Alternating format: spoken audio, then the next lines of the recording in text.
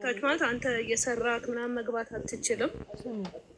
እዛ ጋ ምንድነው ወጥ እየሰራክ ምናምን መጠበቅ አለብህ። ልምታሽም ካለ መምታት አለበት። ፍቺ ለሚባለው ነገር ደግሞ የሚፈቱክ ሸሪያ ፍርድ ቤት ምናምን መሄድ አይጠበቅባቸውም። ቁጭ ብሎ ቤት ውስጥ ብቻ 3 ጊዜ ፈትቼሻለሁ ማለት ነው ከነሱ የሚጠበቅባቸው ማለት ነው እንጂ ሸሪያ ፍርድ ቤት ምናምን የሚባል ነገር የለም። ኒካ ስታስር ደግሞ በስምክ ሳይሆን ስሙን ላይ ይቀይሩልካል። ዝም ብለው እንትን አይሉም ማለት ነው። እና አሁን ላላችሁ ደግሞ የወሲብ ላልከው ነገር ደግሞ ማለት እሱ ሙስሊም ነው አውቃለሁ ብሏል። ግን መዋሸት ምናምን አያስፈልግም። እኔ በስነ ስርዓትም አስረድቶኛል። በየትኛውም ሰዓት የትኛውም ጊዜ ላይ የትም ቦታ ቢሆን ማድረግ መፍት አለው። ቁርአን ላይም ተጽፏል። በስነ ስርዓት አስረድቶኛል ማለት ነው።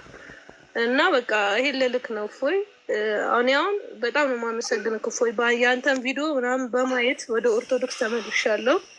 ልጄንም አስጠምቄ አሁን ወደ ኦርቶዶክስ ተመልሼ እየኖርኩ ነው እና በጣም ነው የማመሰግነው እፎይ። እስከዛሬ አላወቅኩም ነበረ። ያ እንኳንም እግዚአብሔር ረዳሽ። ለዚህ ነው እነሱ ስለሚፈቀድላቸው ነው ታርጌት አድርገው የሚሰሩት፣ ስለሚፈቀድላቸው ነው።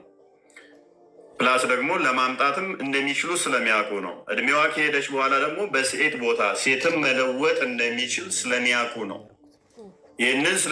ይህ ነገሮች ስላሉ ቅድም እንዳልኳቸው ከቤት አትወጣም፣ አይፈቀድላትም። ቤት ተቀማጭ ነች። እንደ እቃ ነች የምትቆጠረው ማለት ነው። ምስክርነት ብትሄድ እንደ ሸሪያው ከሆነ ለምስክርነት አበቃም። ፍቺ ላይ ደግሞ ኢቭን ሴቷ ፈታለው ብላ መፍታት አትችልም። ወንዱ ነው መፍታት የሚችለው። እንደ ወንዱ ፈቃደኛ ሆኖ ከሆነ ነው እንጂ ሴቷ መፍታት ብፈልግ እና ወንዱ አልፈታሽም ካለ ሸሪያው አይፈቅድም። ይሄን ታውቂያለሽ? እኔ ልፍታው ወንዱ የግዴታ መቀበል አለበት ያንቺን የፍቺ ቃል። እሱ ነው ግዴታ ፈትቼሻለሁ ማለት ያለበት። እኔ አልችልም እንዳልኩ ከአሁን እፎይ 1 አመት ሙሉ እኔ አሁን ከቤት ወጥቼ አላውቅም። 1 አመት ሙሉ ማለት ነው። አይቻልም። በአጋጣሚ እኔ ከቤተሰብ ጋር ትንሽ ተጋጭቼ ምናምን ነበረ ይህ ሁሉ ነገር ውስጥ የገባሁት ባለማወቅ ማለት ነው። እና የሆነ በቃ ምንም መውጣት አትችልም ከቤት። ትንሽ ከወጣ ከኦርቶዶክስ ጋር ትንሽ ካወራክ በቃ የማይሆን ነገር ነው የሚናገሩክ ምናምን። መምታቱን ላይ ይችላል እናቱም ያለችኝ ማለት ነው። በቃ ብዙ ነገር ነበር። ሱራ 4:34 ላይ መምታት ይችላል። ሲመታሽ ደግሞ ለምን መታሽ ተብሎ መጠየቅ የለበትም ነው የሚለው አዲሱ። ለምን እንደመታት እንኳን መጠየቅ የለበትም። ቀጥይ። እንደዛ ነው። ለምን መታት ማንም የማለት መፍቱም የለውም። ምክንያቱም ቁርአኑ ላይ ምታት በቃ ካጠፋች ሚስት መመታት አለባት። ለምንም አትሆንም ሚስት ማለት ነው። ሰራተኛ እንኳን ክብር አለው ማለት ነው። እነሱ ጋር ግን ሚስት ምንም አይነት ክብር የላትም። ወጥተህ መስራት አትችልም። ከዚች ከቤት ከነበርንበት ሱቅ ነው፣ ከሱቅ ወደ ቤት ነው። እሱ ሲመጣ ግዴታ ቡና ማፍላት አለብህ፣ ወጥ ምናምን መቀቀል ምናምን ብዙ ነገር አለብክ።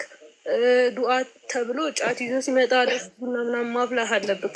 እኔ ምንንም አሁን ሜክሲኮ ነው የተወለድኩት። ሜክሲኮን እንኳን በስነስርዓት አይቻት አላውቅም።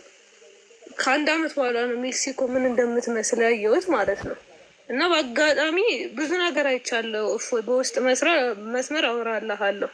አሁን ስለማውራት ስለማልችል ነው። በጣም ብዙ ነገር አይቼ በወለድኩበት ሰዓት ራሱ በጣም ብዙ ነገር ፈተና ውስጥ ገጥሞኝ አይቼ እንደ አጋጣሚ ከእናቴ ጋር ተታርቄ እግዚአብሔር የተመሰገነ ይሁን እናቴ ወደ ቤቷ ሰብስባኝ መጥቼ እናቴ ጋር ሆኜ ራሱ በጣም ብዙ ነገር ይላሉ ማለት እዛ ጋር ልጄን ይዤ ስለመጣው ገና ለገና በቃ ልጅቷን እሷም ኦርቶዶክስ ያደረጉብኛል ብሎ ከእናቴ ጋር እንዳልገናኝ ከለክሉኝ ነበረ። ልጄንም እንደዛው ማለት ነው። ከዛ በአጋጣሚ ነው ወንድሜ እፎይን እዩ ብሎኝ ያንተን ቪዲዮዎች እየላከልኝ በቴሌግራም ያንተን እያየው ነው በቃ ከአንተ ጋር መኖር አልፈልግም። ልጄንም ወሰድኩኝና ጎላ ሚካኤል ልጄን ወደ ኦርቶዶክስ አስጠመቅኳትኝና እሱ ምን አለኝ፣ ለእኔ ልጄ ሞታለች ቀብሬያታለሁ። ከዚህ በኋላ ምንም ከኔ ጋር እንትን የለሽም ሲል እኔም የምፈልገው ወደ እምነቴ እስካሁን በቃ አላወቅኩም። ይብቃን እዚህ ጋር አልኩት። እሺ ተባባልን። እኔም ወደ ቤት የተመለስኩኝ እና ሁሌ ነው ያንተን የምከታተልክ። ስለነሱ ላውራ ብል ራሱ ጊዜ የለኝም። በጣም ብዙ ነገሮችን አይቻለሁ። አይቼን የወጣሁበት እና በጣም ያስጠላል ከምልክ በላይ ማለት ነው። እፎይ በጣም ነገረኞች ናቸው። ብዙ ነገር አለ። ብቻ እፎይ ጽፍልሃለሁ በውስጥ መስመር በጣም ብዙ ነገር አለ። እሺ እንኳንም እግዚአብሔር ረዳሽ፣ እንኳንም ከጨለማ ህይወት አወጣሽ።